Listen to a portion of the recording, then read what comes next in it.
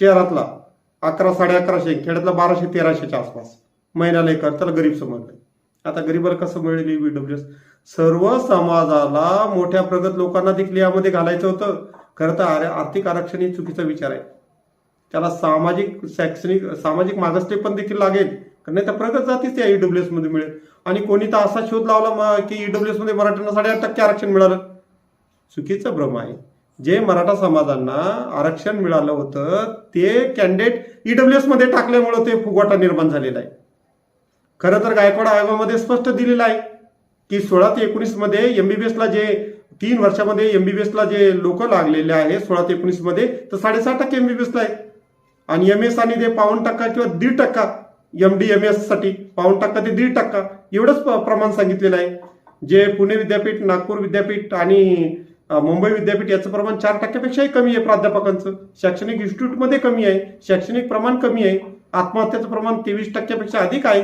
मराठा समाजाचं गळतीचं प्रमाण अधिक आहे. हे सगळे विषय असताना चुकीचा काहीतरी भ्रम निर्माण करणं, तुम्हाला ईडब्ल्यूएस मध्ये खूप चांगलं आरक्षण मिळू लागलेलं आहे आणि ते आमचं आरक्षण जाईल, असं होईल तसं होईल. अरे आरक्षण एवढं मिळू शकत नाही. जरा 48% ज्या वेळेला महाराष्ट्रामध्ये आरक्षण होतं त्यावेळेला मराठा समाज सगळ्याची फाईट करून जर तो 6.5% एमबीबीएसला जाऊ शकत नाही, 1.5% एमडी आणि एमएसला जाऊ शकत नाही, तर ज्यावेळेस ईडब्ल्यूएसचं जे 10% आरक्षण आहे त्यामध्ये 8.5% मिळवेल कसा? धुळफेक करतात, खोटी आकडेवारी सादर करतात. अशाच खोट्या आकडेवारी कोर्टापुढे सादर करून दिशाभूल केलेली आहे. आणि म्हणून मराठा आरक्षण तुम्ही घालवलेलं आहे, ही गोष्ट ध्यानात ठेवा. आणि मराठा आरक्षण केवळ महाराष्ट्रापुरतं मिळेल, केंद्रीय नोकऱ्यामध्ये मिळणार नाही. आणि जास्तीत जास्त नोकऱ्यांची शिक्षणातली जी संधी आहे केंद्रीय विद्यापीठामध्ये, केंद्रीय संस्थेमध्ये आहे. IIT आहे, IMM आहेत, इंडियन इन्स्टिट्यूट सायन्स आहेत, UPSC आहेत. केंद्रीय सेवा जेवढ्या असतील ब क ड याच्यामध्ये सेवा जास्त निर्माण आहे. तुम्ही आता महाराष्ट्रामध्ये 10 वर्षाचा पौरवला आपण किती जागा भरलेल्या आहेत? कोणाच्या वाट्याला येऊ लागलेल्या आहेत? प्राध्यापकाची भरती नाहीयेत, शिक्षकाची भरती नाहीयेत, कोणत्या जागा भरतात ते कळत नाहीयेत. एजन्सीला त्यांच्याच पक्षाच्या रिलेटिव्ह एजन्सीला आणि काही कनेक्ट एजन्सीला तो डाव हाणून पाडला की त्यालाच कॉन्ट्रॅक्ट सिस्टीम लागू करायची होती. त्याच्या माध्यमातून काय उलाढाली होणार होत्या? आता इकडे आरक्षणाचे लोक लढाई आहेत. यांचं खाजगीकरण, कॉन्ट्रॅक्टकरण, सार्वजनिक उद्योग विकणं चालू आहेत. 250 कंपन्या होत्या, त्याची विल्हेवाट लावणं चालू आहे. नोकरी निर्माण कशी होईल? ज्या गोष्टीकडे भारतीयांनी लक्ष दिलं पाहिजे त्या गोष्टीकडे आपलं लक्ष नाही. आपलं समाज, जात, द्वेष जेव्हा जेव्हा भांडवलदाराच्या विरोधामध्ये, जेव्हा जेव्हा राज्यकर्त्याच्या विरोधामध्ये उपेक्षित समाज उभं राहायला हवा, त्या वेळेला समाजामध्ये संघर्ष आणि भांडण लावण्याचं काम हे राजकीय लोक हेतू पुरस्कार करत असतात. ही बाब आपण ध्यानात ठेवली पाहिजे. प्रश्न उपेक्षितांचा आहे. जे उपेक्षित आहे, ज्या ज्या जातीला, समाजाला, त्याला आरक्षण मिळालं पाहिजे. ही साधी गोष्ट, कोण रोखू शकत नाही त्याला. तुम्ही असेल का उपेक्षित व्याख्या? आणि 75 वर्षापर्यंत हे सगळं प्रश्न मिटले पाहिजेत. किती वर्ष आरक्षण राहणार? ते काही सर्वसमावेशक, काही सकारात्मक पर्याय काही निर्माण होणार का नाही या देशाला? त्या मार्गाने आपल्याला जावंच लागेल, कारण देशाची सर्व समाजातली गुणवत्ता आपल्याला लागेल. नाही तर राज्याच्या व्यवस्थेवर 335च्या कलमानं आपण सांगितले राज्याच्या कार्यक्षमतेवर परिणाम होता कामा नये. आज सर्व राज्य व्यवस्थेच्या कार्यक्षमतेवर परिणाम होऊ लागलेला आहे. तुम्हाला जर मेडिकलला 600 मार्काचा मुलगा असेल, त्याला जर मेडिकल सीट मिळत नसेल आणि 400-450 मिळत असेल तर गुणवत्ता कुठं होईल? राज्यव्यवस्थेच्या कार्यक्षमतेवर होणार आहे. कोरोनामध्ये आपण बघितलेलंच आहे. याचा अर्थ सर्वच याच्यामध्ये म्हणजे आरक्षणामध्ये गुणवत्ता नाही अशातला भाग नाही. अनेक मागासवर्गीय मुलामध्ये गुणवत्ता आहे आणि ते खुल्या प्रवर्गामधून फाईट करू लागलेले, खुल्या प्रवर्गामध्ये ते होतात. तर हा जो विचार आहे, हा विचार जरा चुकीच्या पद्धतीने आपण कशा पद्धतीने जाऊ लागलेलो आहे. आणि म्हणून आज ओबीसीचं जे प्रमाण आपल्याला जे दिसू लागलेलं आहे नोकऱ्यामधलं, ते नोकऱ्यामध्ये तुम्ही बघितलं तर 19% जे आरक्षण 24% लाभ मिळू लागलेले आहे आणि 27%चे 42% लाभ मिळू लागलेले, म्हणजे 100%पेक्षा जास्त लाभ. म्हणजे जेवढी लोकसंख्या आपली असेल त्या लोकसंख्येच्या प्रमाणात तुम्ही 50% लाभ मिळवला पाहिजे. आता कुठं चालला लाभ? 27%चा 42% आणि 19% अहवाल बघा 5-6 वर्षाचे. मी सांगतो म्हणून माझ्या शब्दावर विश्वास ठेवू नका. तुम्हाला 50% आरक्षण हवं होतं, कारण SC आणि STला 100% भारतीय राज्यघटनेमध्ये आरक्षण सांगितलेलं आहे, पण ओबीसीला आपल्या लोकसंख्येच्या 50%. जर तुमची 32 ते 30% लोकसंख्या असेल, बांटी आयोगानं जर 37.5% समजले असतील तर तुम्हाला 18% प्रमाण हवंय नोकऱ्यामधलं, तर ते 42% जातं कसं? मुद्दा तो नाहीये. ओबीसी मध्ये मराठा समाज पण आहे मोठ्या प्रमाणात. खऱ्या अर्थानं मराठवाड्यातला जो 80 लाख लोकांचा प्रश्न आहे साधारणपणे कमी जास्त 70-80 लाख लोकांचा तेवढा प्रश्न आहे. बाकी तर सर्व मराठवाडा म्हणजे भरपूर जवळपास 70-80% 70% जवळपास तर मराठा ओबीसी मध्ये आहेच. मग ज्या तीव्रतेनं मराठवाड्याला खरी आरक्षणाची गरज असताना त्याला दुर्लक्षित ठेवणं, त्याच्या मागण्याकडे जाणीवपूर्वक दुर्लक्ष करणं, तो ओबीसी समाजाने देखील एक सर्वसमावेशक मराठा समाजाच्या शक्तीचा उपयोग समाज परिवर्तनासाठी करून घ्यायला हवा. अहो, आमच्याकडे ज्या गोष्टी नाही मराठवाड्यामध्ये, शाळा नाही चांगल्या, केंद्रीय महाविद्यालय नाही, केंद्रीय शाळा नाही, मियानसारखे प्रकल्प नाही, सैनिक शाळा नाही, इंडस्ट्री नाही, सिंचनाचे प्रकल्प मोठी नाही, पश्चिम महाराष्ट्रातून जे आपल्याला कोकणातलं पाणी आणायचं ते आमच्याकडे ती सुविधा आपण अजून कार्यान्वित केली नाही, धरणं अपुरी आहेत, आत्ताच रस्त्याचं थोडं पाठपूर जाळे, पण ग्रामीण भागात अजूनही जाळ्याचे खूप रस्त्याचे जाळ्याचे अभाव आहेत, शिक्षण नाही चांगलं, आरोग्य चांगलं नाही, कितीतरी गोष्टी आहेत आमच्याकडे.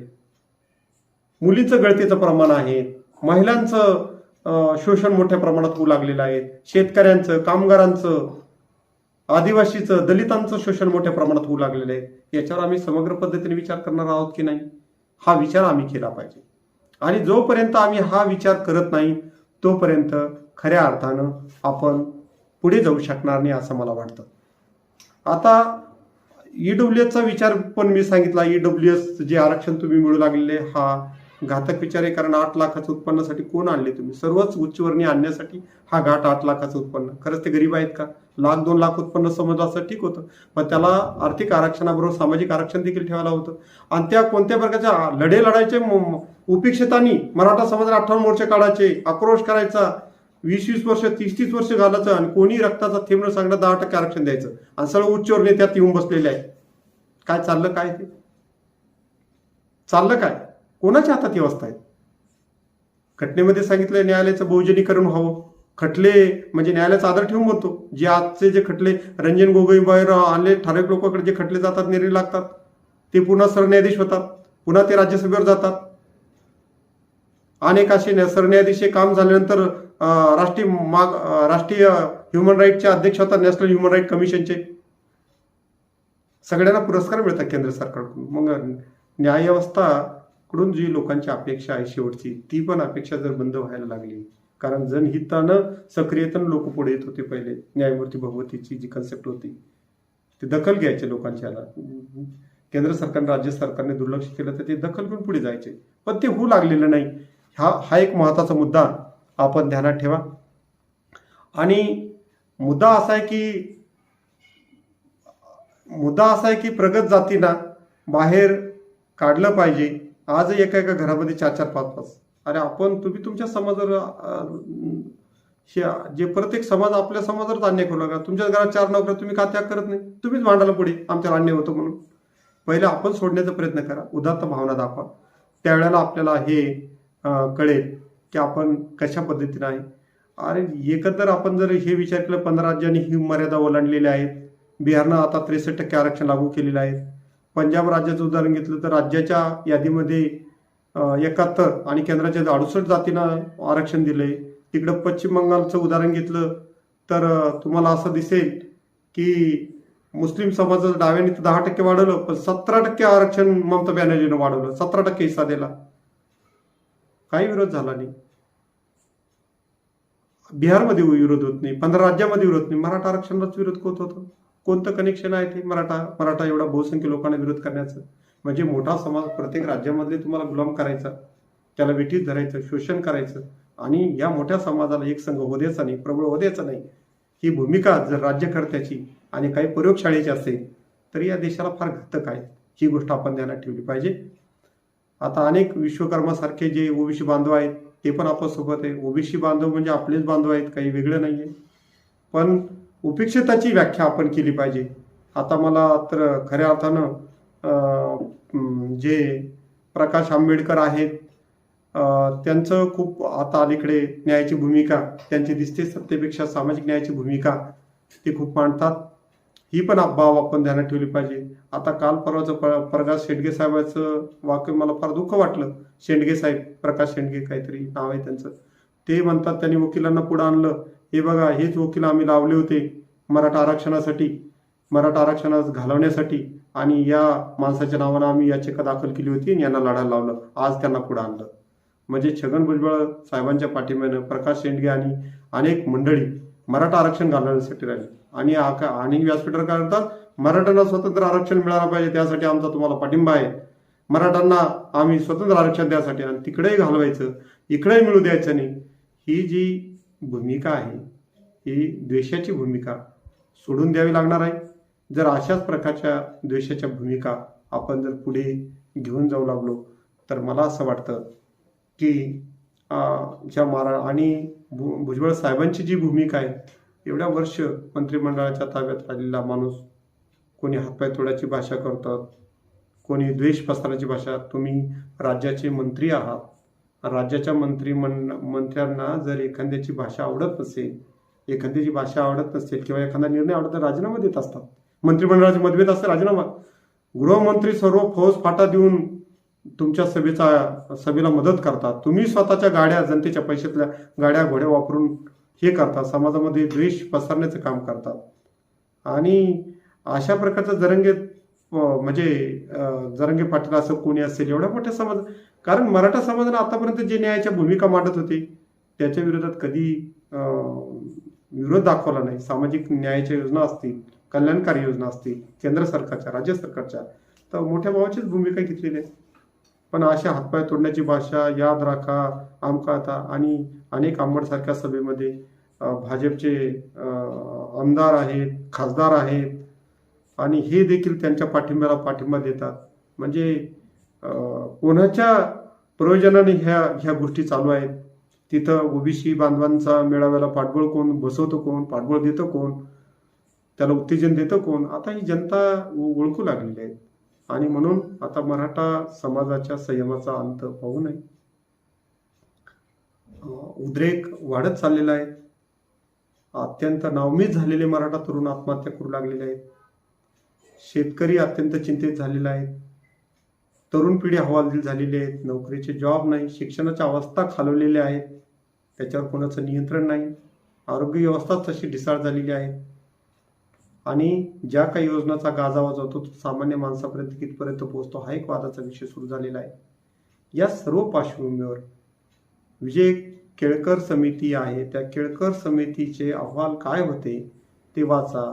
मराठवाडा वैधानिक महामंडळाचे अहवाल काय होते ते वाचा. आणि या मराठवाड्याला आणि तद्वता सर्व महाराष्ट्राला सरसगट ओबीसी कसे मध्ये समाविष्ट करता येईल.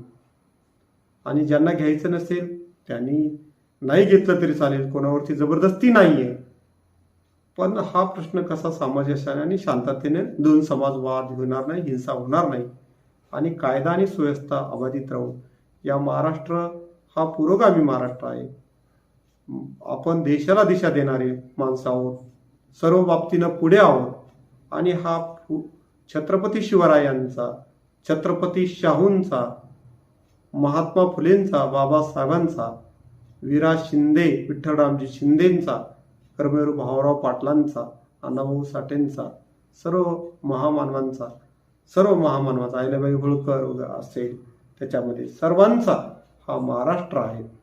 आणि ह्या महाराष्ट्राला जर प्रतिगामी ठरवायचं नसेल, पुरोगामी ठरवायचं असेल तर सर्वसमावेशक, जातीनिरपेक्ष, समतावादी आणि न्यायोचित भूमिका घेण्यासाठी राज्यव्यवस्थेनं समाज व्यवस्थेमध्ये एक व्यासपीठ निर्माण केलं पाहिजे, विश्वासाचं वातावरण निर्माण केलं पाहिजे, आणि पारदर्शक पद्धतीनं कारभार केला पाहिजे. ब्रिटिश नीती फोडा आणि झोडाची ती दूर करून एक प्रगल्भ भारतीय आहोत याचा परिचय राज्यकर्त्यांनी, संघटनेच्या नेत्यांनी आणि जबाबदार अभ्यासकांनी दिला पाहिजे असं मला वाटतं. धन्यवाद. या व्हिडिओमधून आपल्याला काही या गोष्टींचा प्रकाश पडला असेल अशी मी अपेक्षा करतो. असेच व्हिडिओ मी आपल्या सेवेमध्ये आणेल. आणि हा विचार सर्वसमावेशक, धर्मनिरपेक्ष, जातीनिरपेक्ष, घटनात्मक पद्धतीनं आपण पुढे गेलं पाहिजे, हाच याच्यातून आपल्याला संदेश आहे. जय हिंद, जय महाराष्ट्र.